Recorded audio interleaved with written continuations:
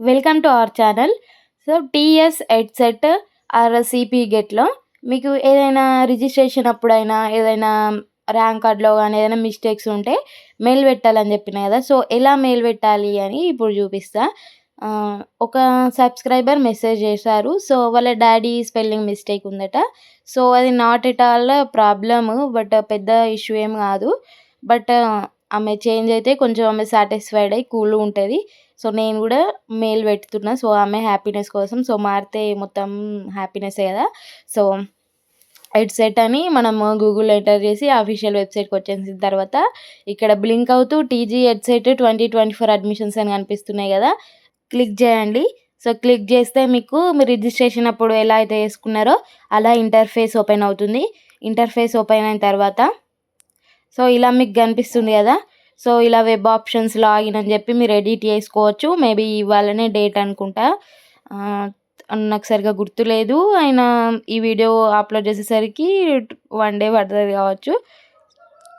ఇప్పుడు మెయిల్ అని ఉంది గదా! సో, కింద అక్కడ యారో మార్క్ అని దాన్ని చూపిస్తుంది. సో, యారో మార్క్ దగ్గర ఈమెయిల్ సపోర్ట్ అని సో, అక్కడ క్లిక్ జేయాలి. క్లిక్ చేస్తే మనకు మెయిల్‌ది ఇలా ఓపెన్ అవుతుంది. సో, మీ హాల్ టికెట్ నెంబర్ ఉంటది గదా! Hall ticket number and registration అప్పుడు మీరు ఆన్‌లైన్ సెంటర్‌లో చేసుకుంటే ఆ సెంటర్ వాళ్ళు పాస్వర్డ్ చెప్పుంటారు గదా!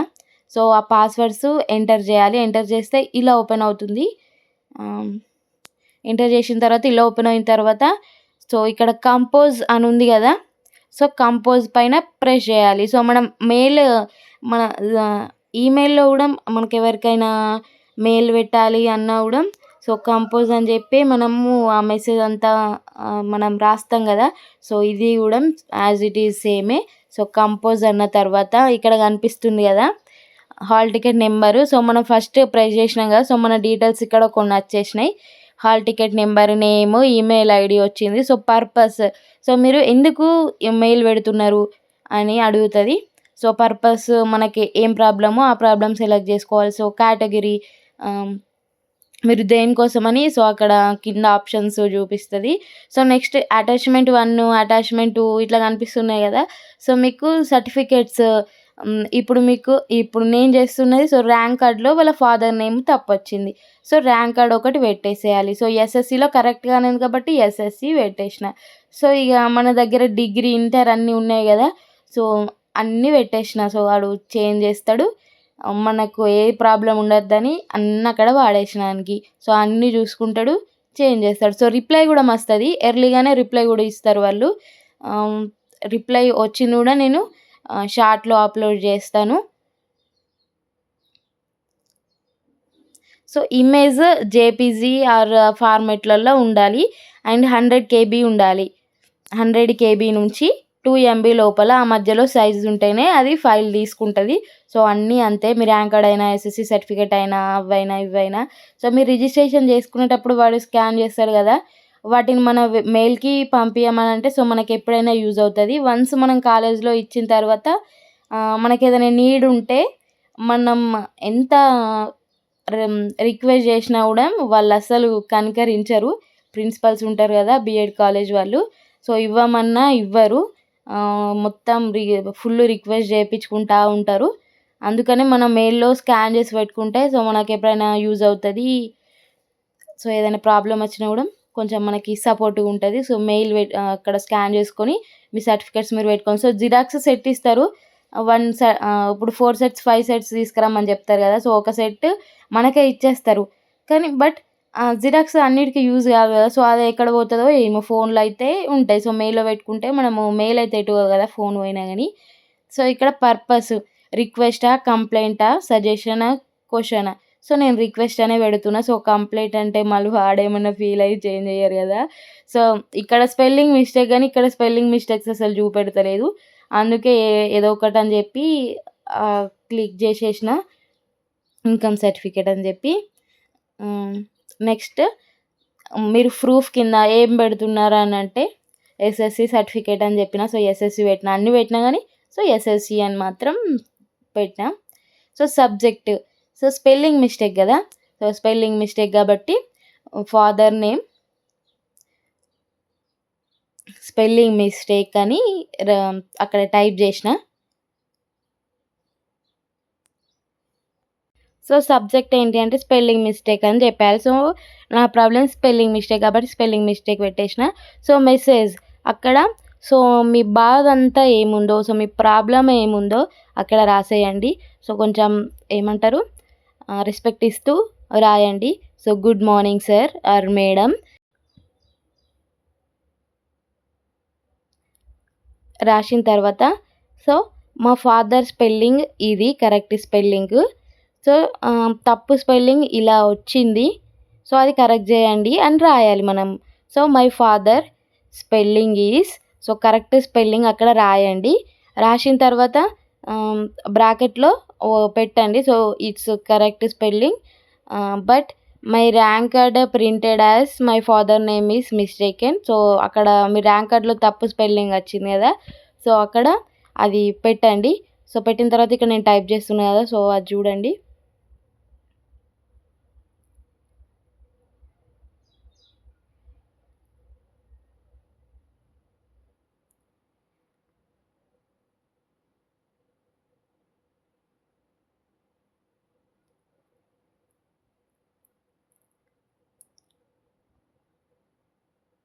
సో, మంచిగా క్యాపిటల్ లెటర్స్‌లో టైప్ చేయండి. అండ్ కరెక్ట్ స్పెల్లింగ్ టైప్ చేయండి. మళ్ళా మెయిల్‌లో పెడితే వాళ్ళకు మనకి కొంచెం ఇబ్బంది కదా! So, my father name is Koligiri Sammaiah. But in my rank card so, rank కార్డ్‌లో తప్పొచ్చింది కదా స్పెల్లింగ్. సో, ఆ స్పెల్లింగ్ కూడా రాయండి. సో, స్పెల్లింగ్ ఒకటే లెటర్ తప్పొచ్చింది. సో, ఆ లెటర్ కూడా రాయండి. సో, వాళ్ళు చేంజ్ చేసేస్తారు.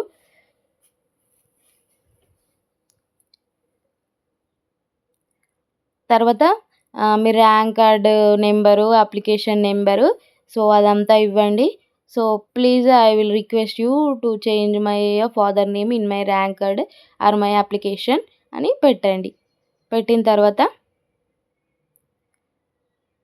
సో, చూజ్ ఫైల్ అన్నారు కదా! సో, ఇక్కడ 100 కేబీ నుంచి 2 ఎంబీ లోపలే ఉండాలన్నారు కదా! సో, ఫస్టే మీరు గూగుల్‌లోకి వెళ్ళి రీసైజ్ ఉంటది కదా వెబ్‌సైట్ ఆ సైజ్ చిన్నగా చేసేటిది.